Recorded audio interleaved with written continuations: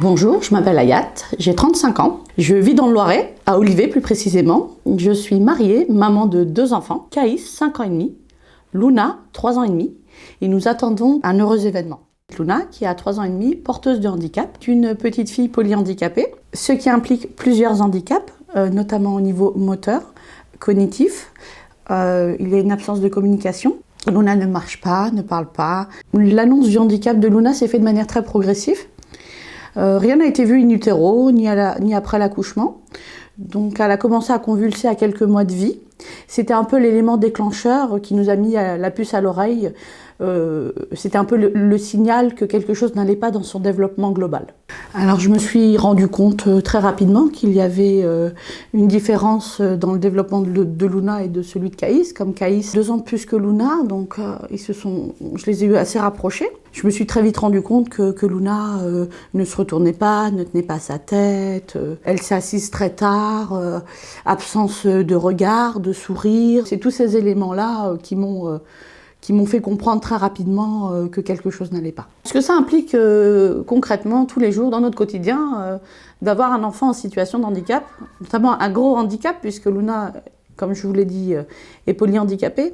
C'est une petite fille qui ne marche pas, qui ne parle pas, qui ne communique pas. Donc il est très difficile au quotidien de savoir ce dont elle a besoin. Donc on avance souvent à tâtons avec elle et on essaye tout le temps de s'adapter. Luna aujourd'hui pèse 15 kg, 3 ans et demi. Elle est totalement dépendante.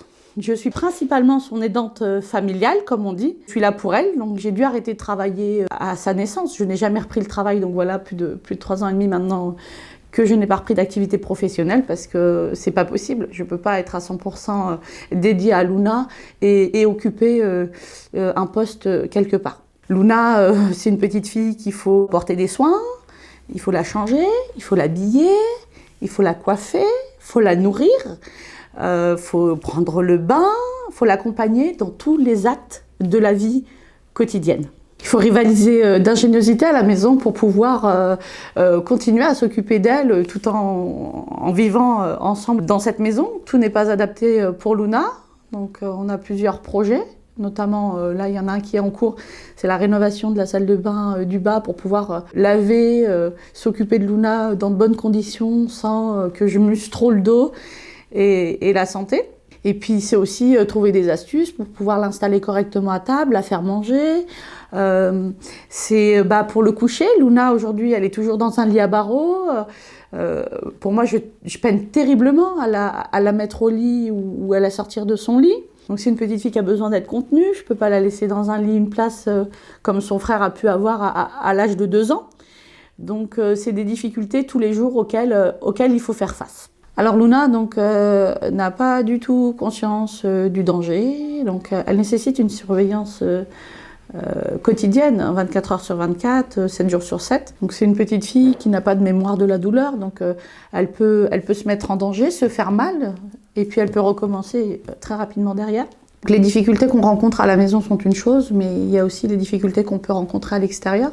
Le handicap de Luna entraîne notamment... Moi je dis que de par le handicap de Luna, je suis moi-même handicapée, puisqu'avoir apporté une enfant qui a 3 ans et demi, qui pèse 15 kilos tous les jours, les transferts, la maison, la voiture, les différents rendez-vous, c'est renoncer quand même à beaucoup de choses dans sa vie de maman, de femme, mais on n'a pas le choix, donc il faut faire face, il faut avancer. Sans compter, bien évidemment, toutes les difficultés qu'on peut rencontrer au niveau administratif. Parce qu'on n'est pas seulement maman, quoi. Quand on a un enfant en situation de handicap, on endosse une multitude de rôles tout au long de la journée. Ça passe de la maman à l'infirmière, à l'agent administratif. Le suivi médical de Luna est très dur, donc son handicap implique un suivi assez important, assez conséquent. Donc Luna a plusieurs fois par semaine kiné, plusieurs fois par semaine orthophonie, psychomote.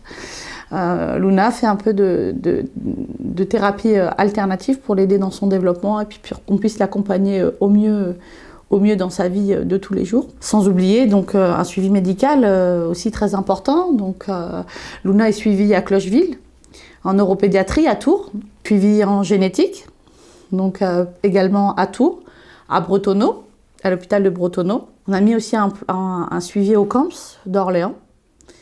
Également un suivi au CDA45, et sans compter donc les multitudes de fois où il faut aller chez l'orthoptiste, chez l'ophtalmologue, chez le dentiste, chez la pédiatre. Donc les semaines de Luna, les mois, sont très chargés en rendez-vous.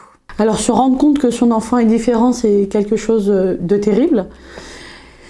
C'est faire le deuil d'un enfant normal qu'on n'aura pas.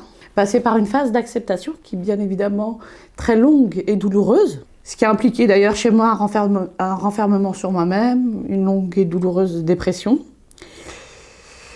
Et puis à un moment, on se dit, qu'est-ce qu'on fait? D'accord, nos vies ont basculé, que ce soit bien la mienne, celle de son papa, celle de son frère. On sait que tout sera difficile. Et à un moment, est-ce que c'est un déclic? Est-ce que c'est les rencontres de la vie qui nous font qu'on se dit qu'on ne peut pas se laisser aller, il faut se relever? Et qu'est-ce qu'on fait qu'est-ce qu'on met en place pour essayer de vivre avec ce handicap? Je dis souvent que Luna, c'est un petit ange, c'est mon petit ange. Elle m'a permis d'ouvrir les yeux sur le monde, avoir un regard neuf sur les choses, sur ce qui nous entoure, sur les personnes. On va chercher spontanément l'humanité qu'il y a en l'autre. Avoir une petite fille comme Luna, ça implique de fréquenter de nombreuses salles d'attente plusieurs fois par semaine. Et ce qui implique de faire de belles rencontres. Rencontrer des mamans, des papas qui vivent la même chose que nous, qui rencontrent les mêmes difficultés que nous.